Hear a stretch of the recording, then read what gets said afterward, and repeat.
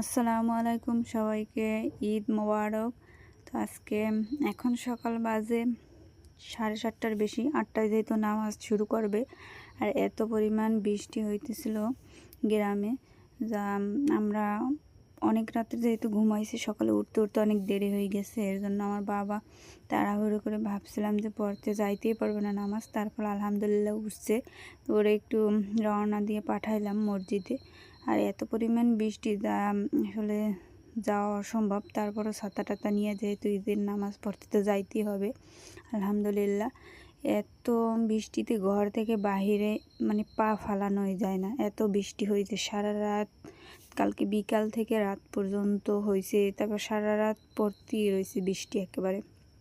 এখন পর্যন্ত বৃষ্টি হইতেছে। ভাবতেছি যে এবছর বৃষ্টি, ভাবছি যে অনেক শুকনো থাকবে, একটু ঘুরবো ফিরবো, আনন্দ করব। তা আল্লাহ তাআলা যা করে আসলে ভালোর জন্যই করে, কিছু করার নাই।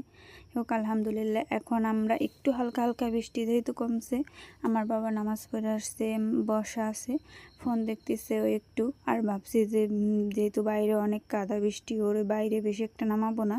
আর আমরা এদিকে একটু সাজুগুজু করতেছিলাম। আমরা, আমার বোন, আমরা সবাই মিলেমিশে একটু সাজুগুজু করতেছিলাম।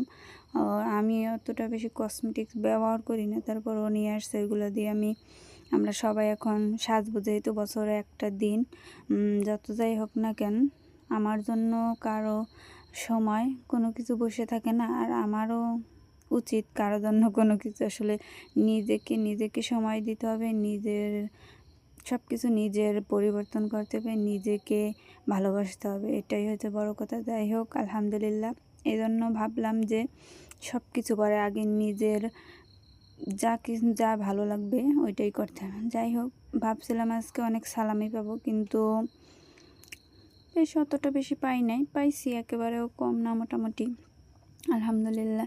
ভাবছিলাম আমার বোন যেহেতু এতগুলো টাকা নিয়ে আসছে, গুণনা আগাইতে পারতেছিল না, ভাবছিলাম যে এখান থেকে কিছু টাকা মাইরে টেরে দেবো নাকি। আর কি করলাম, আমরা বোনরা সবসময় একসাথে হলে এরকম মজা করি, আর কি করি। আমরা এখন ঘুরতে নামবো, যতই কাদা থাকুক বৃষ্টি থাকুক, আমরা সবসময় ছোটো কাল থেকে আমরা এরকমের আমাদের আশেপাশে যত বাড়ি থাকে সবাই, সব বাড়িতে আমরা ঘুরতে যাব, খাওয়া দাওয়া করব, তারপর একটু আনন্দ করব। যাই হোক, আজকে আমার বাবা আবার একটু যেহেতু কালকে বৃষ্টি ছিল, রাত্রে বোম ফাটাতে পারে না, এখন ফাটাবে। ওরা সবাই আনন্দ করতেছে। আর আমি তো এগুলো বেশি একটা ভালো পারি না, এর জন্য ওরা বন্ধুরা মিলে আনন্দ করতেছে। তো করুক, ওই জন্য বেশি একটা বারণ করি না ওরে। একটা দিন একটু গ্রামে আসলে আনন্দ করুক। আর এবছর মনে হয় সবাই ভাবছে যে অনেক ঘোরাঘুরি করবে, অনেক আনন্দ করবে, যার জন্য এই অবস্থা।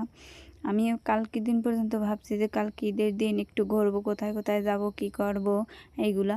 তারপরও আল্লাহ যা ভালো বোঝেন তাই করেন।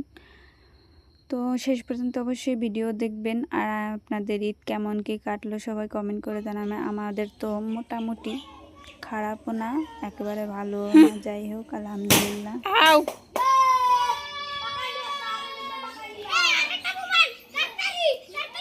অগই আনন্দ।